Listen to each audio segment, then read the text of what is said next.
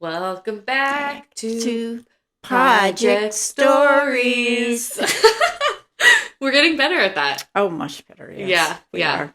There will be a day when you'll get the whole tune, but for now, that's your little snippet of our Project Story song. Welcome back to our project. We're so excited to get to share more about our family members today. Yes. So we've recently been kind of sharing about our project to different people in the family. And so today we received some questions from Ralph Chapman IV from California, lives in California. He sent us some questions about Ralph Chapman, so the third, his dad. So today's episode, we're going to talk about Ralph Chapman III. And we'd also love to hear any questions from you. So if you have any questions about family members, different stories that you want to be told from Grandma Dana's perspective, then we would love to get to do that. Right? Right. Cool. Well, I am going to just dive right in with those questions. You ready? All right, I am. Okay. So, first thing from Ralph Chapman IV is, what was it like growing up with Chappie? Well, as I said before in one of our first ones, how much he really helped me as a kid with my studies, because he had gone through the same teacher the year before, so he knew what the curriculum was. That was really important, and he was just really good at talking to me in a way that I could understand what those the lessons were. But I wanted to say something about Ralph Matthew Chapman, because through all of these things, I've gotten really mixed up. I can't believe I would do that. But Ralph Chapman Sr. was my grandfather. And then then it was my father who was junior, or he was the second. And then my brother, the third, and now this was the fourth. So, but I said different things. Oh, okay.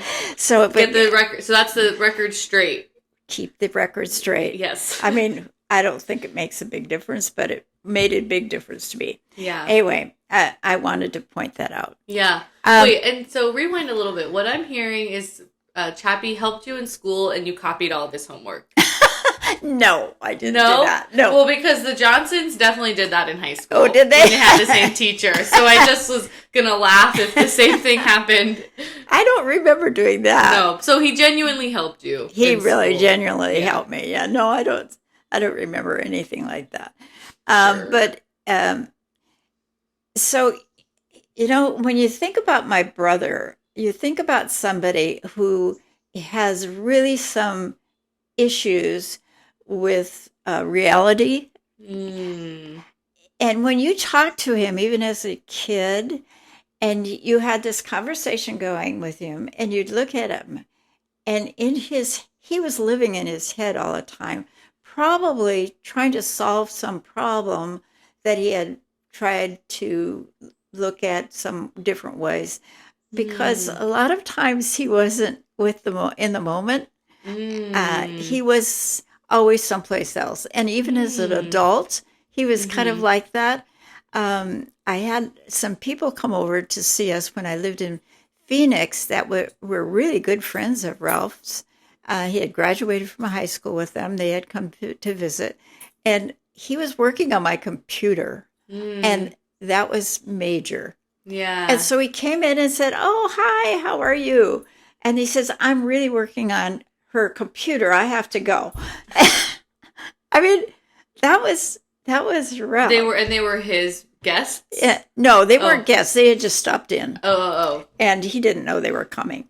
But it was like that in his whole life. He was always I always thought he was kind of living in his head more than reality. But that was just my view. And did that make him, like, the way you're kind of describing it, like, he was kind of aloof then? Like, well, Were you He able to like was really not, connect no, with he him? wasn't aloof. He was just very quiet. And, Yeah. my dad was quiet. The other thing about this whole thing is my dad died when he was like 12. And he had to live with my sister, my mother, and I Mm-hmm. for until he left at 18. Yeah. Does that And sound familiar, Keegan? It's just like, I mean, three bossy broads telling yeah. him what to do. Yeah. But he was very soft spoken, and he was very kind, and he was really a sweet child. He never got upset or had Mm. tantrums or anything. He kind of went along with what we were doing, Mm-hmm. and but I have to tell you, one of the things about him, he loved to play pranks. My whole family loved to play pranks on each Mm-hmm. other. We didn't fight. I don't remember ever fighting with him about anything, but we always were trying to figure out some way of playing this prank. And my great friend Peggy Fitzgerald, that I grew up with, she was an Irish girl, and she was really good at it. But At anyway, pranking. pranking, yeah. So I graduated from high school. I was probably in college a couple of years, and I don't know where I met this guy, but this guy came over in the afternoon, and we were sitting at the table in the dining room, Like and on a date? we were just chatting. I think I'd Okay. met him the night before, probably at a dance or something. He just came over. So Mm. my brother decided that he was going to play this prank on me. And we lived like a block from the movie theater. And there Mm. was a movie on at that time where it was kind of like in the 1800s. And the people were all kind of dressed up in really nice clothes. And the prank there was that the brother had brought in all of these guys when she was, having a chat with her, Oh. and that was a prank, and each guy would be knocking on the door. He had a hat and gloves and these great clothes he used to wear, and they would say, "I have come to call," and then they'd take off their hat and bow, and then go out the door, and then the next one would rap on the door and come in. And this was happening in the movie. This was This is the happening plot in of the the movie. movie. Yeah. So the first time I figured it out was he had gone to the pool hall. The pool hall in Superior, Wisconsin, in East End was full of young kids that were just kind of kids that, Yeah. I mean, they weren't like the people in the movie, right? Yeah. But anyway, he had talked them all into coming to my house while this guy was here and doing the same thing. So I've come all of to a sudden, call. this door knocked, and I opened it up, and the guy says, "I have come to call." Turned around, walked out. Well, the dining room was here, but my mother was in the kitchen. I could hear her laughing. So, knock, knock, knock. This went on and on and on. Well, this guy, I mean, everybody had gone to this movie, so everybody knew this prank, right? But the guy didn't. Oh, no. And I kept on trying to tell him, well, this happened in a movie. And my brother, he was just going, "Oh my God, is this the craziest place I've ever been?" I mean, You're like, yeah, this probably is. Wow. it was a great prank. I mean, that was the best. Of course, I never heard from him again. Yeah. What? That wasn't your soulmate? No. He went away. Oh, wait, but it's like hard to imagine Ralph Chapman III kind of being quiet, but then playing that's like an epic prank, and he's walking around the pool hall saying, "You've "Will got to you come go over to my knock house." and say I've come to call." But I guess he was recreating this epic movie. He was, and everybody experience. kind of knew the movie. Yeah. So it was. That's really sweet. And Yeah. not sweet. It's a little deranged, but Yeah. very fun. Yeah, it was. People don't prank like that anymore. No. And we always had a lot of fun in our house because it was just my mom Mm-hmm. And so my brother and I would always, I mean, I remember him coming in when my friend Peggy had stayed overnight. And he had a best friend all through high school that he was always with. What was his name? Don't ask me, I don't remember. Oh, okay. But anyway, so they picked us up and threw us in a snowbank in the at early in the morning with our pajamas on. And my mother said, "Oh, you can't do that. What is our neighbors going to say?"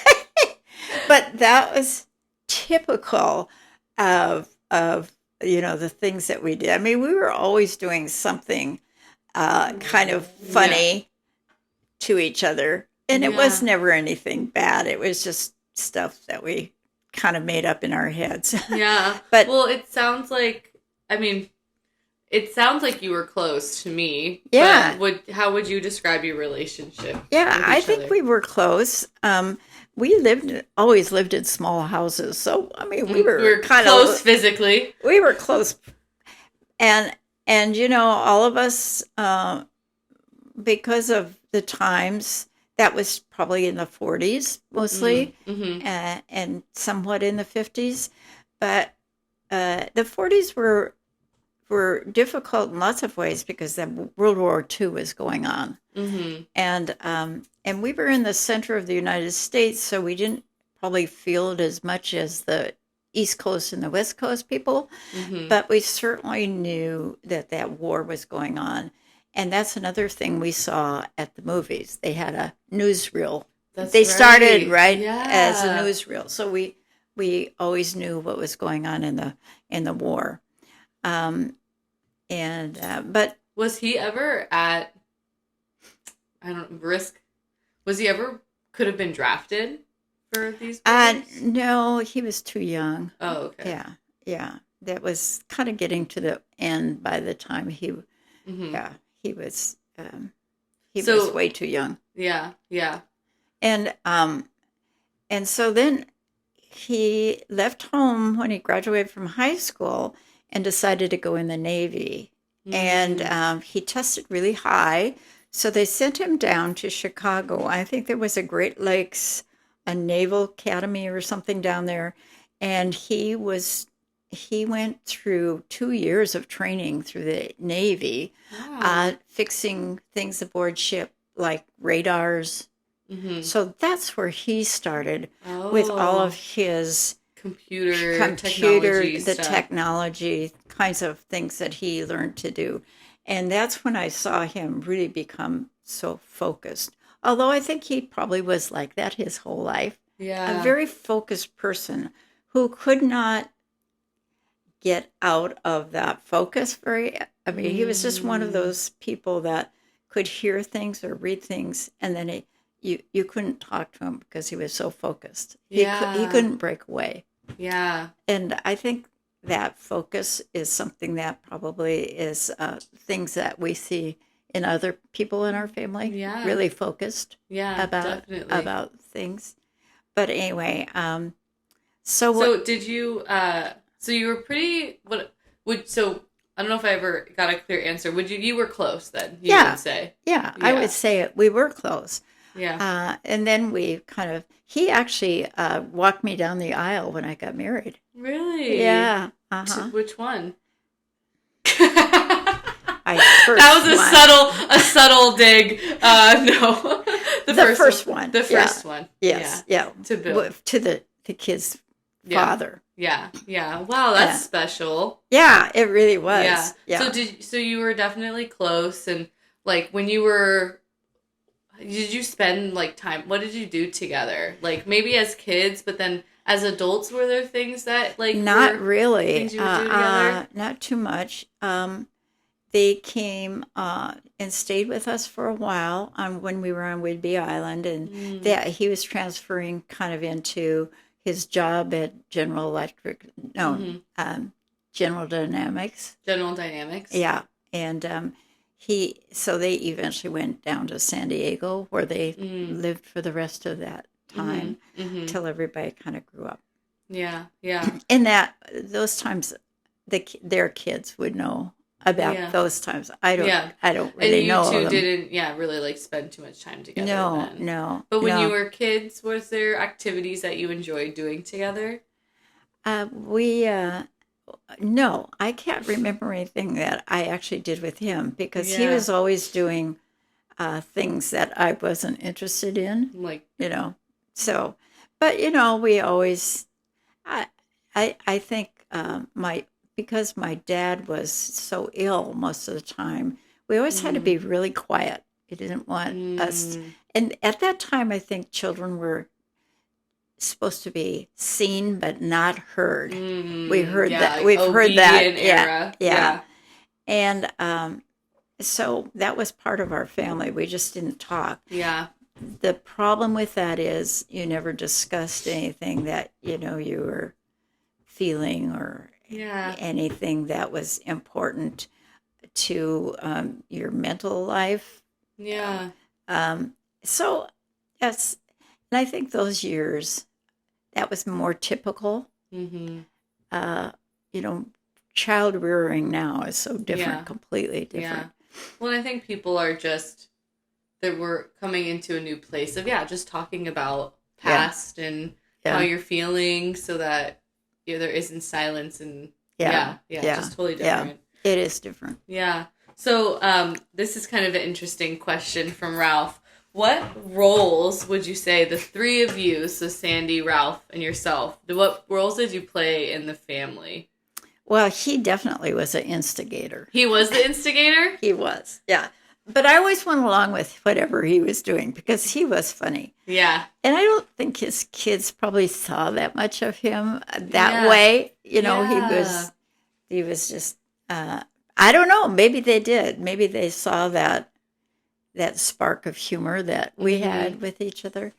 Um, So he was the instigator. You were like the hype woman, like you kind of built him up and played along with what he oh did, or yeah, would oh you yeah. say you were the troublemaker? I was always a troublemaker. My sister wasn't at all. She was really always not a troublemaker, but I tended to be probably more than either one of them. Yep, you did. No, my brother and I were probably very much alike that way. Yeah, We you were were all trouble. matched. Yeah, Yeah. yeah. It sounds like Sandy was the sweetheart, though. She was. She was very nice and sweet. Yeah.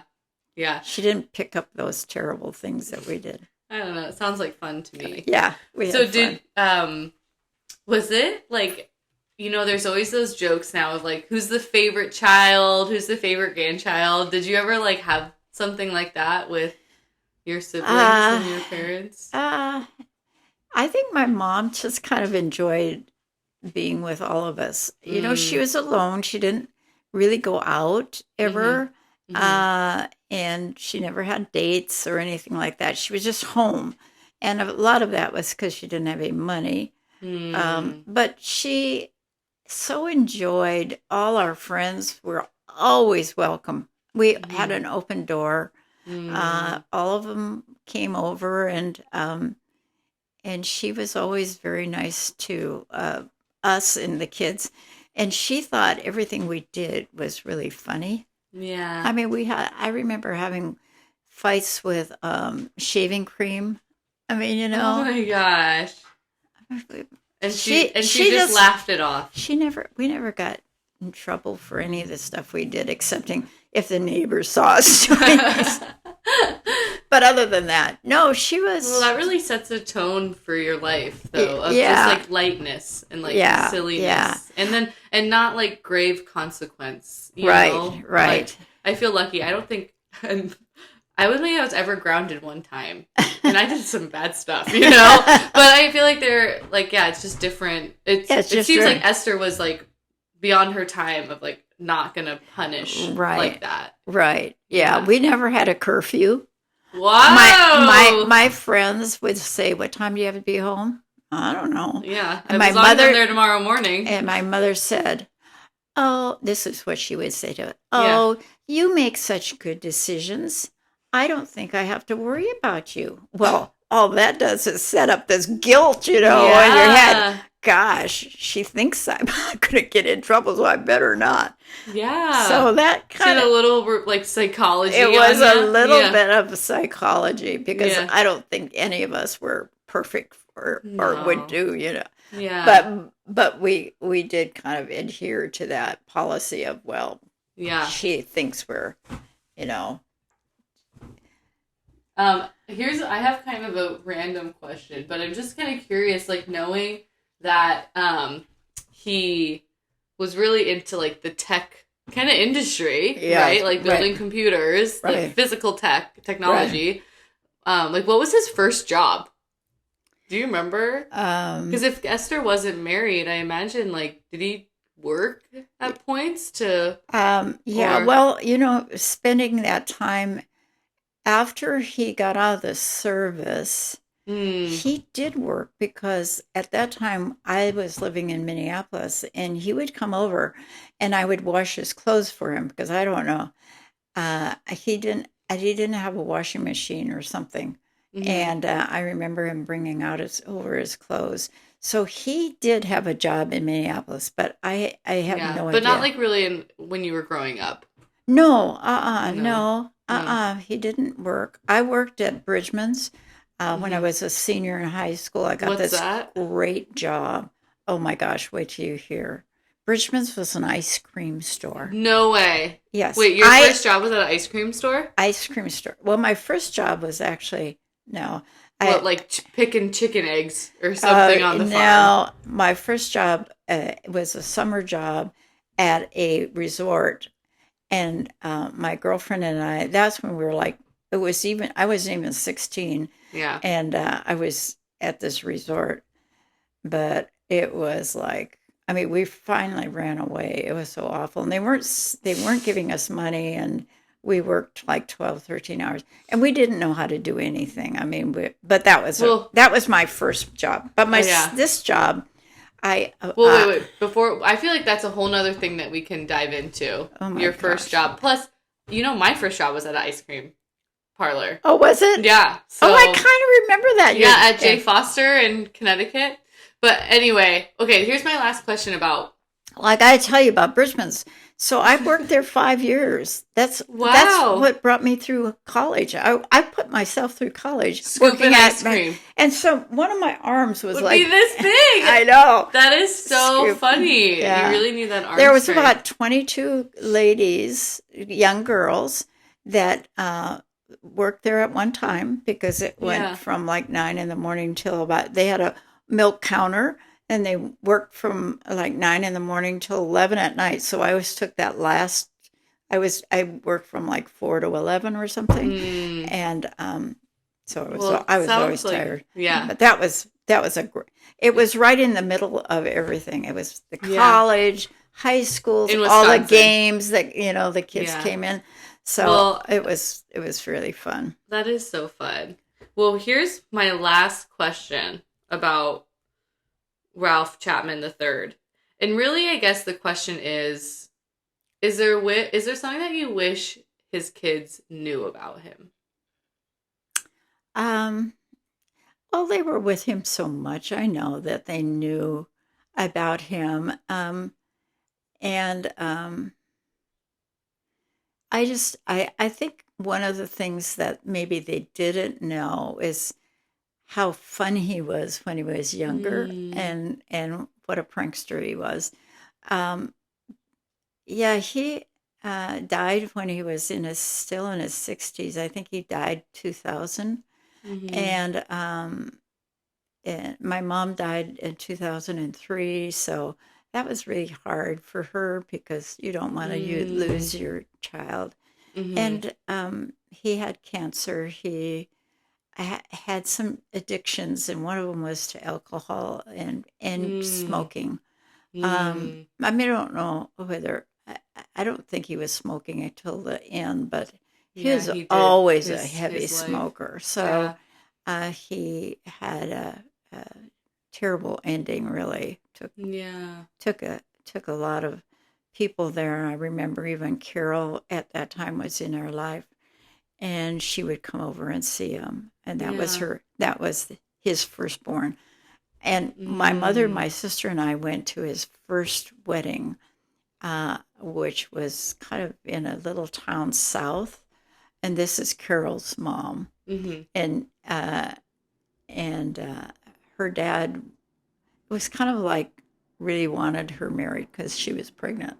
And I Mm. don't know if I should say this. It's too late now. I know it's anyway.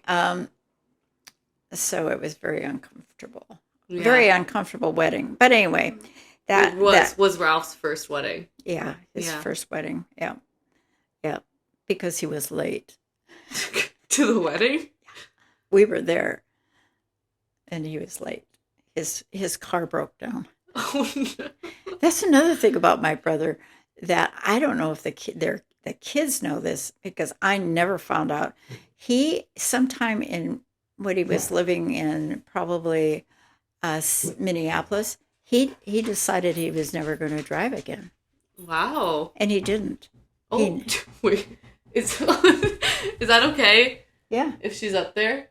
yeah. Okay. Anyway, he never drove as long as he was an adult. So Wow. Carlene, who is a love, she did all the driving. His Who was? wife, Carlene, Oh. is his second wife and the Oh, mother okay. of of Ralph Yeah. all of Oh, them. oh. Hmm Yeah. Yeah. Those children. Oh, Yeah. yeah. So anyway, that was that story. It's Yeah. when there's everybody has a car and you don't drive. That's very unusual. But Yeah. we never found out why. He never told Oh. me why. Yeah. I wonder. There must be a little bit more to that story There that we must have don't been, know. Because yeah. that is a pretty drastic like choice to make. Yes. Yeah. Yeah. Well, so is there anything else that you want to share about Ralph Chapman the Yeah, third? yeah. No, because the things I shared are the things I remember. Um, but he was, you know, I, he was very different. He was just always different. From Yeah. the time he was little, he was just loved to eat. Oh. He loved food. He was one of Yeah. those foodies from early on. He Yeah. was very, very into anything. He could consume a whole loaf of bread. Well, I think like I imagine these people in our lives who are past, right? And especially ones that are different, Mm-hmm. and as you described Ralph and now I've heard many stories about him and we've had conversations with him and you just kind of wonder, not knowing him at all personally, like if there were things going on in their brains that we're now we're more equipped to deal with. Right. You know what I mean? Like even I don't know him at all, but like intellectual disabilities or like anxiety and all these things like Yeah. you mentioned like living in his head. Yeah. Like I wonder what that was like for him Yeah. when people didn't have like therapy to go to and No. you No. didn't have a way to kind of like No. uncover that and then it No. affects all parts of your life and Yeah. that's why I think it's so fascinating to hear these Uh-huh. things and can like learn about your own brain Yeah. and anyway sounds like a I, funny yeah, I think if there's anything about this family that I grew up with is that we were not good at communicating. We mm, didn't communicate very well at all. It mm, was silence. Everything mm, was, and I think that when I think about all the things that I've learned in my life, it's to communicate. yeah You've got to tell the story, even if yeah it's a terrible story, which I've told a lot of terrible stories. But you have to describe these things to other people yeah because well and it's part of their life, whether it's yeah true or not. It's just important. yeah well and I think gosh talk about probably life's greatest lesson is like learning how to communicate with Yeah, people that you love and I think like so much of communication is so vulnerable especially when it's people that you love and especially when it's with hard things right. and it's way easier and more detrimental to ignore them Yeah, rather than to be yeah, able to talk through them and I right. think families are still figuring out how to do that, but at least now we have more tools to and do people that. are more willing and Yeah. open. So maybe that's the lesson Yeah. of this Yeah. story is Yeah. learning and not being afraid to communicate Yeah. because you just never know what's happening in someone else's mind, Right. right? And I think especially with marriages or partners or whatever you have, to actually be open and be able to discuss things. I don't ever remember my mom and dad ever having a bad word or Mm, even fighting. I just remember them as, they're kind of in that survival mood, mm-hmm. uh, that, and we weren't, the three kids weren't, but she and my mom and my dad were. Yeah, They and they just had to work survival mode, just, just yeah, to they just had to get, provide. Yeah. provide for us. So So you're saying they didn't really communicate, I like, don't or think you just I don't didn't I fight? yeah, I don't think so. I don't think my dad communicated with any of us very Mm, much. And but yeah, anyway, yeah. Well, that's definitely a great lesson to hear. I didn't think we would stumble upon that little gem, but yeah, I'm glad that yeah. we did. And thank you, Ralph Chapman the Fourth, for sending in your questions. And hope we hear more questions from more Yeah, people about folks from our ancestry as far back as you want to go. We'd love to right. answer them. So Right. I think with that, we'll close it. We'll close this one out. All right. Okay, we'll see you next time. Bye.